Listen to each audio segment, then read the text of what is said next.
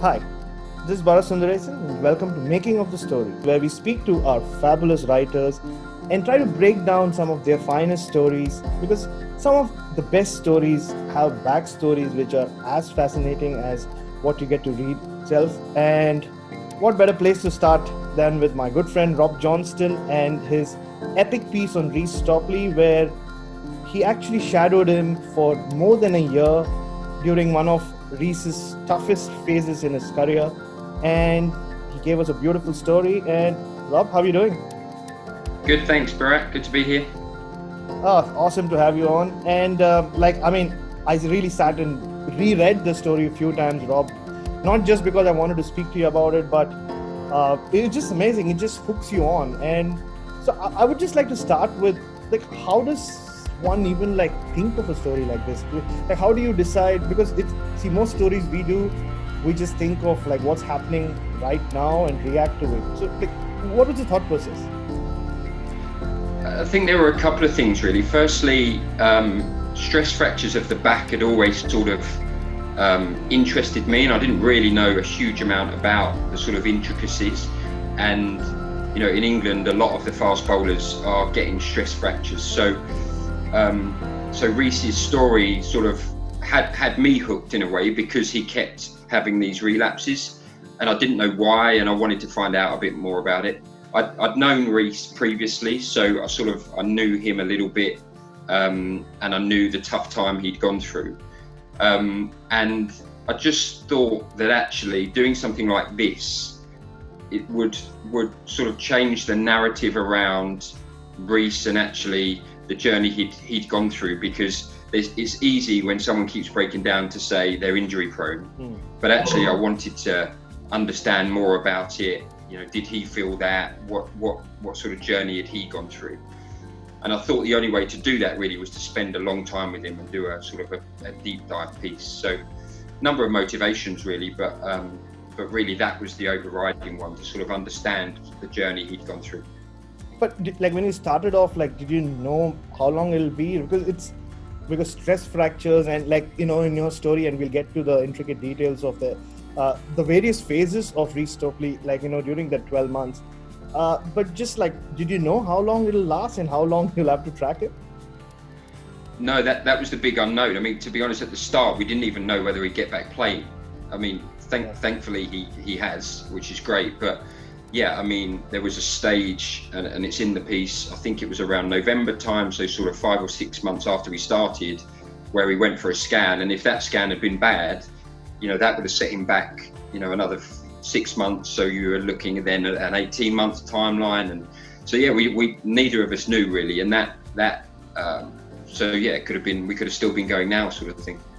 See, and a story like that, you said you knew him from earlier, but it's all about trust, right? I mean, you are dealing with someone who's going through a really, really tough time, and often parts in that story you talk about how he wanted to give up and he would have really bad days.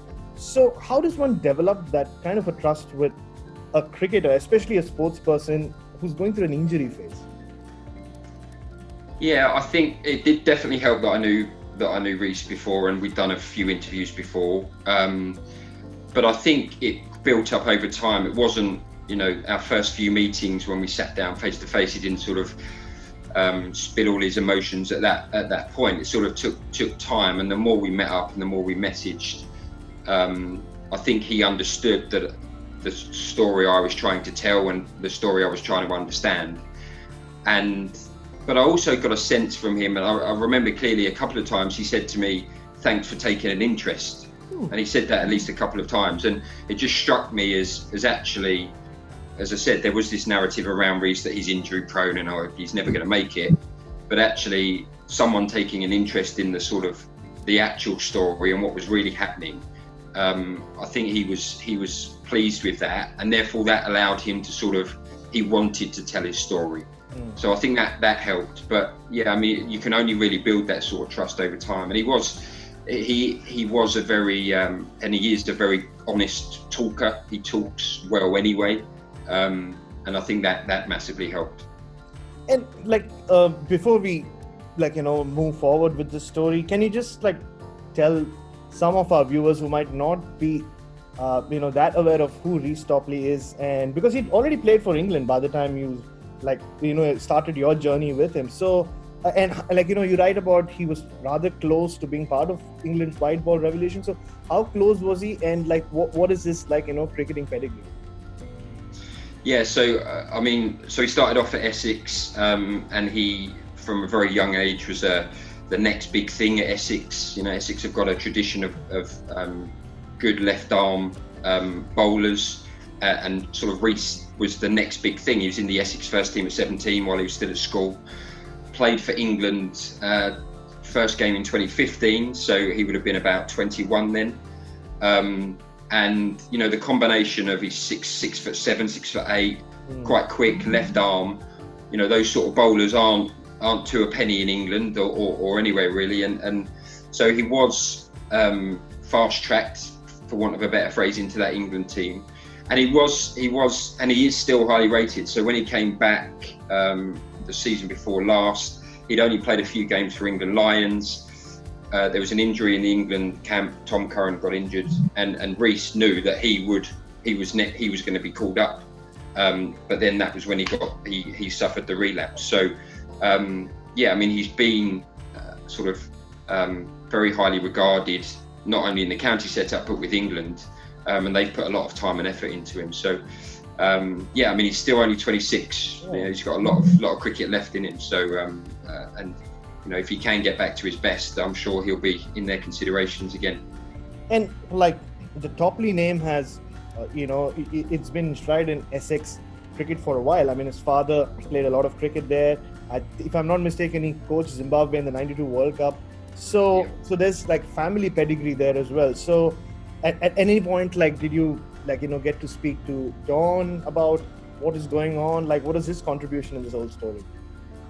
Yeah, I spoke to Don, and again, I know Don a little bit, and I spoke to him quite a bit about not really the cricket side of things, but how Reece was coping with it, and how he was dealing with the whole situation, and sort of getting the question I wanted to answer. And this was a question, so I had a lot of help through this. And Mike Selvey, I had a chat with him about this, and he asked me, former England bowler and Guardian writer, and he said, is Reece doing this just to sort of, because his dad was a cricketer and he wants to just sort of make his dad happy? Yeah. And actually, in the end, I never had to ask Reece that question because I'd already got the answer from other places. Right. So that was a different dynamic.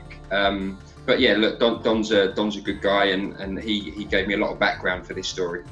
Right. And at what point did Reece and you thought you had his trust to the extent that he could even talk about some really dark periods where not only was he considering whether he was worth anything, and because your story starts with a very strong quote from him, and again, I would advise all of you to just go read Rob's piece. It's out there on Cricbuzz in the archives. We'll of course put it up on Twitter, and so at what point did the trust really reach that level where you thought, I've got him? That's like a journalist's dream, right? Once your subject really trusts you. Yeah, I think it was we had a meeting in Chelmsford. We had breakfast in Chelmsford around October. So this would have been probably 5 months after our first meeting, or I'd first floated the idea. Sorry, maybe less than that, maybe 3-4 months. Yeah. And that was the time when he started to sort of explore, and we started to explore that time, because that was a period where we didn't know what was going to happen, whether he'd sort of get back or not. And we sat down. I remember it quite clearly, actually, because I got the sense that meeting was a chance that he just wanted to get some stuff off his chest. And I happened to be the person sitting there opposite him that day, and he just went off on his own. And I remember actually not having to ask too many questions, so that was the time when I thought, this is going to be a strong piece either way, because he feels like he can tell me this stuff. And like I said, you take us through various phases there. So can you just give us a chronology of how much he suffered with the pain and the injury from the time you started meeting him? Yeah, so the first time we met, actually, he sort of described the previous few weeks, and that was a few days after he'd had the operation and he'd been able to sort of just get back up and walk around. But before that, the pain he described was more significant than I'd realised. He was saying he was in agony most days. If he went out in the previous evening and had one beer, the next day he would be in total agony. He had to spend 40 minutes just warming up to be able to do anything. So the pain that he'd gone through, the way he described it, it was just, you just couldn't imagine living with that pain and the constant pain. And he talks about the fear of when he wakes up, is it going to be a bad day or a good day? And there were some good days, but actually the uncertainty and the fear of not knowing which one of those it was going to be added to sort of the struggle that he had to go through. So the rehab after the injury was obviously very, very tough. It was a slow period, a slow process. And he's a fit guy. When you see him, I remember standing in the bar with him one day, and he's like massive, and I'm quite small and short, and and he's a physical guy, and he wants to be throwing some weight around in the gym. He just couldn't do that. So the recovery was very slow, but he resolved this time to take it slow, and that meant that he used his body as a gauge. So if he was in pain, he just wouldn't train that day. So I think it just took a long time to be able to build up, and it was about 6 months before he even picked the ball up to be able to even just roll his arm over. So it's a long period. And I mean, having met you, Rob, and knowing you, not many people can make you feel that way, because Rob's muscular, like a burly guy. You don't want to take a chance with him. You don't want to walk into a dark alley where Rob's around. Maybe you are the guy you should walk into a dark alley with. I would feel safe. Yeah, you definitely don't want to walk into a dark alley with Reece. I'll tell you that would not be good. Yeah. I think I remember seeing him on TV. Yeah, he does look like a big guy. So, you're talking about, like you said earlier, he's just 26 now. So when you were talking to him, he was 24, 25, and he'd already suffered 5 stress fractures. And like you said, I mean, it's rather common in cricket. A lot of fast bowlers in the history of cricket have suffered from stress fractures. So just to get into the psyche, and you speak about cricket not having been his obsession. So it wasn't like he wasn't the Steve Smith, for example, that he had to come back. So what was the motivation there? Like, what was he talking about? Like, why was he doing this? Yeah, and that sort of touches on the question I had earlier from Mike Selvey about, is he just doing it because his dad was a cricketer and he wanted to? But he said, and it was interesting that he said, he's only doing, well, I say he's only doing it, he's doing it because he's got a talent, and he recognises he's got a talent. He talks about his record, and his record, if you look it up, it is excellent. Yeah. And he knows that he can be, when he plays, he says, I affect the game. So he knows he's got this talent, and his motivation is pushing that talent as far as he can. And that's his cricketing motivation. But he said an interesting line, I think something like, but that's not to say I don't have other talents that I couldn't use. And he's got a hinterland, Reece. So we talked about so many different things about film and music, which are his real passions. We spoke about the NBA. He loves the NBA, but we spoke about it in a way where he was talking about inclusivity and the way the game is sort of spread to as many people as possible. I think if you look at his social media, he went on Brexit marches in favour of remaining and stuff like that. So he's got a wide hinterland. Cricket isn't his focus, but his motivation is, he knows when he's fit and firing, he's pretty good, and he wants to keep that going. Now I like for someone to say, when I'm good, I'm fucking good, like he said, and you put that quote in, like it's and I thought about that line, because we look at it as a cuss word, but at times you need to really put a quote in verbatim just to understand where the subject is coming from. And I thought that line was very strong. There are lots of quotes, like I said, which are very strong in the story, and you've used them very smartly, but that really stood out for me, because there is this inherent confidence in his ability. And like you said, he averages 25 with the ball. Anyone can check it out. And I'm sure he's a bright future ahead. But then we move on to, there are other characters in the story, and it's like, even when you're profiling someone in this way, it's always good to get like more perspectives. And like you said, you spoke to Mike Selby and his father, but even the two quotes that the bowling coach, like Kevin Shine, like, it puts a lot of light on what he was going through at that stage, just changing the bowling action. So like, how did that idea come to your head? Why did you think Kevin Shine had a voice in the story? So Reece actually mentioned Kevin and the input and the work that he'd done with Kevin, and I thought it was important to sort of get a perspective on what they'd done the previous winter, because before Reece had the relapse, he'd worked his socks off during that winter to get back fit. So I thought that was a key phase really, because he'd spent so much time working to get fit, got back, 10 games, and then he got injured. So in a way, the injury was even tougher to take because of all the work he put in to get back fit. So I wanted to speak to Kevin. Kevin was great, and also I wanted to get Kevin's view, because Reece had told me when he was back he was bowling well, he was bowling quicker, but it's always important, I think, to get sort of a different perspective and another perspective on that sort of thing, and Kevin backed him up, and they were measuring him and he was bowling quicker and they changed his action. So I thought it was important. That period actually was a really important period for Reece, and in a way made his injury worse because of the work they'd done, and actually got into a better level. And you described many meetings with him, Rob, and I like the fact that you not only like describe the setting, but what he was eating and what he was drinking at that point, because that also gives you another like little insight on what he was going through at that stage. So was that like, did you do that just to bring that out, or was it just to kind of just tell the readers, like take them to where you were? Yeah, I think it was about taking the readers there, because in such a long piece, I forget what it was now, 4,500 words, I think.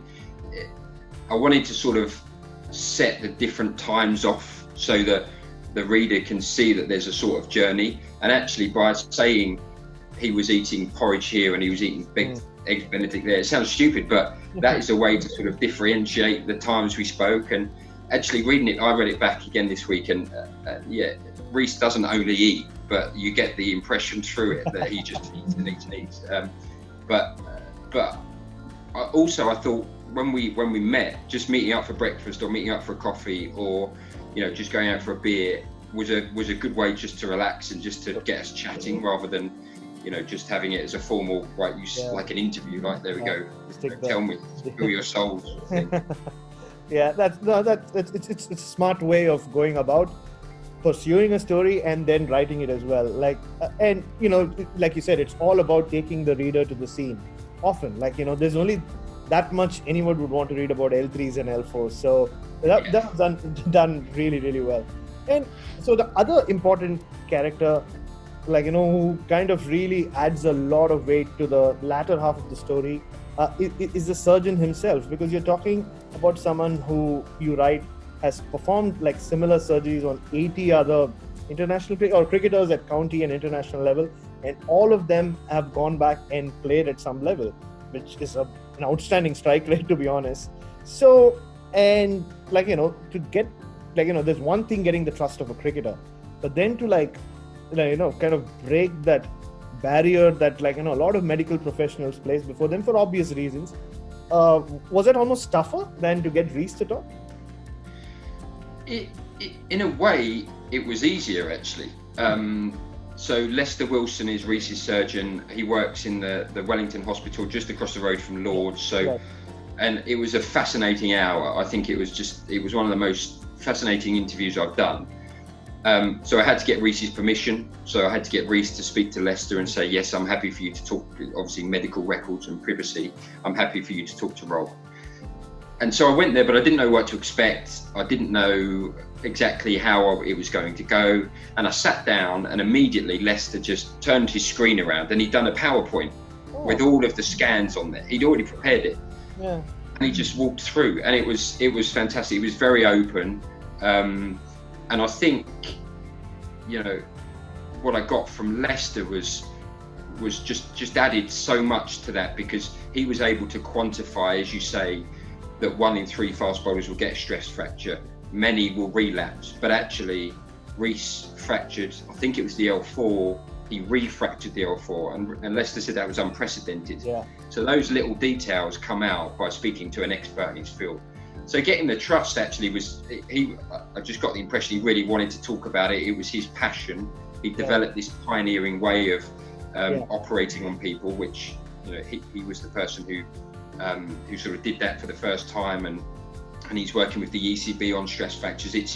That's what he loves, and he just wanted to talk about it. So in actual fact, it was very, very easy. Once Reece put us in touch, it was, you know, away we go. That always helps. But there is one quote from him which got me worried, where he said even 5% of the average Joes suffer stress fractures. Yeah, I've been ever since I read that line, I can feel like a little, like this. I wouldn't call it a pain really, but there's something not right with my lower back. I hope it's not a stress fracture. So I mean, you know, we shouldn't laugh about something like that, but you know, and that takes me to that crucial phase when he's playing against West Indies A. He's doing really well. He almost, like you can see, he feels like he's almost back. And then, like in a horror movie, it comes back to haunt him. So that phase, especially, like, you know, when it's one thing when you have nothing to lose, then when you come back and then it hits you again, was that the most difficult time to like even get in touch with him or get him to open up about? Yeah, it was, because, as you say, I think the game before he broke down, he took his best list day figures, 1 day figures, four for nothing really. And then he woke up the day of this tri-series final. The England Lions were playing India A, West Indies A. Woke up for the final, and he just knew his back had gone. He didn't need anyone to tell him. He just knew. And the disappointment, you know, even actually talking to him about that time 4 or 5 months later, you can tell the disappointment he had. So that was a real difficult time, but I don't think it was the most difficult. The most difficult, I think, was actually the sort of long days after he'd had the operation. And he was just going to the gym, and he was just sitting there on a bike, and he had nothing else to do. I think that was the most difficult time for him. But yeah, I mean, particularly after being in such good form, and then just bang, hitting it, as I said, potentially being called up for England as well. That all taken away is such a difficult time. And like when you say you were in touch with him for a period of 12 months, what was it like? Like, you know, were you sending him good morning and good evening messages every day, or was it? I mean, obviously it couldn't have been only when you heard about, like, you know, him not being well that you would just message him. So, like, how did your relationship with him develop? Like, you know, there are things that you've written about his cricket and his career, but what about your friendship, your relationship with him? Yeah, I mean, I wasn't stalking him and sort of texting him every day. He may think that I was, but I mean, we spoke a lot. I mean, I messaged him the other day and had a chat, just asked about how he is. And so, yeah, we spoke a lot. We met up a lot. You know, when he went to Australia, had a period in Australia, we had spoke on the phone a little bit, and he sent me a couple of videos of him bowling in the nets and stuff. So yeah, look, I think the relationship just naturally builds when you talk to someone a long time, and yeah, I feel like I really got to know him during the whole process. But there were times where I would text him and say, Reece, can we have a catch up in the next couple of weeks? And he'd say, yeah, because he's just a polite guy. He's not, you know, he'd just say, yeah. And then it just wouldn't happen. And at those times, I sort of just left it because I thought, okay, he doesn't want to talk. And I thought I got to that position of understanding when he did and didn't want to talk. Because when he did want to talk, he was very open and he just went for it, and that was great. But there were times where he'd just be like, yeah, let's do it, and then we wouldn't, and that was fine. That's, you know, not a problem. Yeah, and like you do write like about his personal life, and it tells you a lot about the person behind the player. When you talk about how he allowed himself to spend more time with his mother, and like, you know, went off to Berlin because you described that scene when he walks into a bar in Essex and, there's an Essex fan there who wants to know why he isn't playing. I'm sure there's cannot be anything more irritating or annoying than that, especially when you're going through an injury phase. So, and it's good to, it was good to read about that side of him. So, did he do it like intentionally? Did he want to write about Reece the person as well? Yeah, I did actually. Because I felt that was an important part of his story and the sort of relationships he had and the type of person he had and the I guess the support network he had around him. So he'd obviously always been very close to his dad. His dad was the cricket master at the boarding school that Reece went to. But this time actually he was able to spend a lot more time with his mum, as you say, and that was a good sort of byproduct really of a very difficult time. And I think because we met up so often, we didn't always talk about the injury in cricket because it'd just be boring. So we spoke about so many different things, and he just naturally opened up and spoke about those things. But I did want to put that personal angle in rather than here's a cricketer, he got injured, this is how he gets fit. Done. There's a lot more to everyone obviously than that. And you briefly touched on his visit to Australia, because it was almost like a turning point where he started bowling a lot more. And he was somewhere like in Western Australia, somewhere near Perth, you right? So how did that come about, and how difficult was it for you to stay in touch with him when, he's overseas? I know we are in the world of WhatsApp and Zoom calls as we are now on, but this is my first Zoom call, by the way, so I'm getting used to it, Robbie. Yeah. So thank you. But so what was it difficult, because that's when he's going through that phase where he's coming back, he's feeling himself back, like a lot of sports people say. So did that make it much of a challenge? Yeah, it was a challenge. We spoke over WhatsApp quite a bit, and we had some WhatsApp calls, and as I said, he sent me a few videos and stuff. But that was probably the time where he might have felt I was pestering him, because that was a key time, because he started bowling then. So I was almost like, what are you doing now? When are you doing it? When did you do that? Where did you do it? Yeah. Because that was a key phase of his recovery, and he went out there because Mark Patini, who played for Essex, he's a manager of the Melbourne Renegades in Australia. So Reece went out there to spend some time with Mark, good friends, but also to sort of play, have some warm weather that he could sort of get outside and have a bowl with. So that was a difficult phase, but we still managed to catch up quite a bit. Obviously not face to face, but yeah, that was a key moment in the recovery actually, because that was when he first started bowling. And through your story, comes across as a chilled out guy who, obviously like anyone else, had tough days. Like when he you write about that quote when he said, "No, today is a bad day." Was it to the bowling coach or to the physical trainer of the A team? Physical trainer.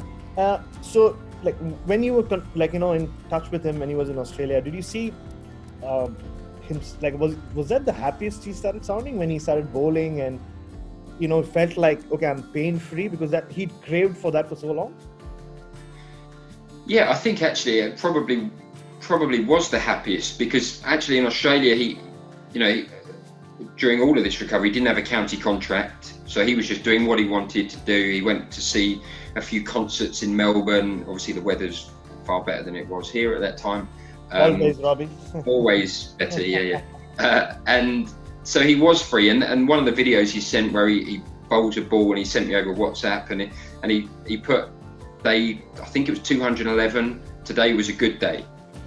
And I just did feel that, and when I remember speaking to him, and he was outside a bar I was probably getting in the way, because it was like sort of 8 o'clock at night, as I do. And he was outside a bar, but he said, "Yeah, I'll speak to you for 15 minutes." And he did sound happy, and he was like, "Yeah, I'm just going to go and have a few beers and enjoy myself." And so, yeah, I think that was a good period. But primarily, I guess, because he didn't suffer any significant setback from the injury. And the fact that counties were in a way lining up to sign him once he was back in England, tells you like about his potential and how highly he's regarded there. So A, how did you feel about him, not signing back with Essex? Because I know how much you love your Essex cricket, Rob. Especially after having spent so much time with you, I thought he would pick Essex without, he would not even without a blink of the eye. But was he really?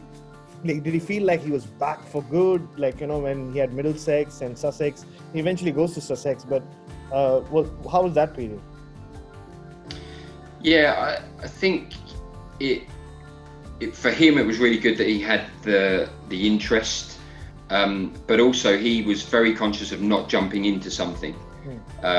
And when he did go back, he wanted to contribute, and I think that's in the piece. And he says that I want to contribute. He didn't just want to be, I'll take a contract. And one of the striking things he mentioned to me, and I don't think I put it in the piece that eventually was, he was just saying one of the hardest things for him was when he was injured, that he's on a contract, he's being paid, and he said that I'm taking up a contract that a young kid could have. Yeah. Because he's injured and he's not contributing. So he didn't want to jump into that. But the interest, was, I think, sustained him and helped him, because he knew, okay, as long as I can get fit, I'll probably get a contract somewhere. And that, if you go back to November before Christmas, that might not have been the case. He didn't know where he was going to be, if anyone would want to take a punt. He went for Sussex. He was very complimentary about, the support that Sussex had given him. Yeah, I mean, you even talk about what Jason Gillespie told him and how inspirational that was for him. And so the story came out at the start of the county season last year, or midway through, if I'm not mistaken. Yeah, midway through after the World Cup. So that was when Reece was just coming back and starting to play for Sussex. Yeah. Yeah, and so where is he now? I mean, I just checked his record some time back, and he played a few first-class games, didn't he? And he appeared in a lot of T20s. Yes, yeah. So he played for Sussex in the T20 Blast. I think he played one championship match, and actually playing red ball cricket was his ultimate goal, whether it was last year or this year, because he felt that by getting back to be able to play a 4-day game, that would almost say to the doubters, I've done it. I proved you wrong. So that was important, that he was able to do that. He's now moved and left for Surrey, so he'll be playing for Surrey this year if and when we get any cricket. A bit closer to where he lives, and there were reasons for that move. But yeah, he's fit, he's ready to go. So when the season gets up and running, he'll be able to play. That's awesome, and you've lived it through this whole journey with him. And you spoke about the one quote that you didn't put in the piece. So when you spend so much time talking to someone who you're writing on, I'm sure there are other outtakes, if you may call that, call them that. Is there stuff I know you said it's 4,500 words, but were there things that you had to take out? With now when you look back, you think might have had a place in the story? Yeah, there are. We spoke quite a bit about his time playing for England and some of the experiences. He was part of that World T20 squad in 2016 that almost won, and then Carlos Brathwaite and didn't. Yeah. We spoke quite a bit about that, and he had some real good insight, but it just didn't really fit into the piece. Yeah. So we took that out. I mean, I could have, I look back and I think the transcribing from our interviews was more than 20,000 words of interviews that we transcribed just with Reece, and that's not including other people. And so I could have just kept writing. And the other interesting stuff would have been his sort of when we spoke about the NBA, he was really, really interesting on that. He's got some very interesting ideas on how to make cricket more popular in the UK, and he talks about his friends who are sort of casual cricket watchers, and how he would try and get those people more interested. And they're quite radical, but so yeah, there's just loads of stuff. I could have written double the length easily. Yeah, and maybe someday you will be able to write the second chapter of the Reece Topley story, because like you said, he's fit, he's raring to go. and there is a lot of interest about him. So like, yeah, you never know. And he, like, it's interesting that you speak about his interest apart from cricket, because that brings me to you, Rob, because you came into cricket journalism, I wouldn't say by chance, but you're doing something else and earning a lot of money elsewhere, correct?